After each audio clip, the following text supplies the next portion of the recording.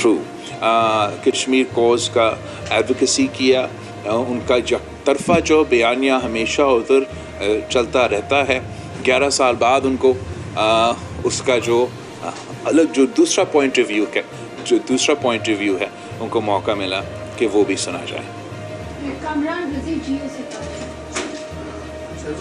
शर्मा साहब, मेरा सवाल ये है कि भारतीय वज़ीर ख़ारजा ने आपके वहाँ से वापसी पर काफ़ी आपके जो स्टेटमेंट थे उसको तनकीद का निशाना बनाया है और उन्होंने काफ़ी कमेंट किया है कि ख़ास तौर पर जो दहशतगर्दी से मुतालिक आपने वहाँ पर बात की थी, तो आप क्या कमेंट करेंगे कि आपका तो आप कहते हैं कि बहुत ही अच्छा आपका जो भारत का ये दौरा था और जो PSU में आपकी शिरकत थी, तो इस कमेंट पर आप क्या कहेंगे? एक तो जहाँ तक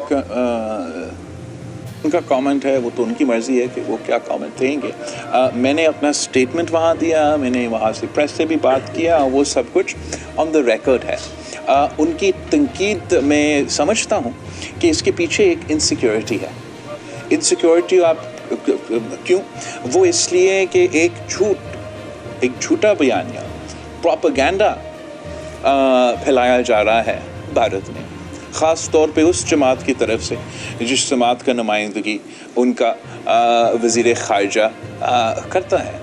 और उस मिथ को, उस प्रोपेगेंडा को मेरा जाने से, मेरा बात करने से, अपना मौक़िफ़ सामने रखने से उस बयानिया को हम तोड़ते हैं। जब वो ये इम्प्रेशन देने की कोशिश करते हैं कि हर मुसलमान दहशत करते हैं ताकि उनके अपने यहाँ ये नफ़रत फैलाया जाए और वो अपने इंतखाबात जीत सके, वो अपने इलेक्शन जीत सके। जब इनका कोशिश है कि वो हर पाकिस्तानी को दहशतगर्द साबित करें, तो जब बिलावल भुट्टो ज़रदारी उनके सामने बैठता है, अगर मैं कुछ भी ना कहूँ, इनका ये झूठा बयानिया, इनका ये प्रोपेगेंडा टूट जाता है, जो कि एक पुराना एक स्टाइल मेरा ख्याल में ना सिर्फ भारत के कॉन्टेक्स्ट में लेकिन दुनिया भर में जहाँ ये पहले से शायद चलता था थोड़ा बहुत कि वो दहशतगर्दी का माहौल ऐसा था कि इन्होंने मुसलमानों को इस चीज़ के साथ नथी कर लिया।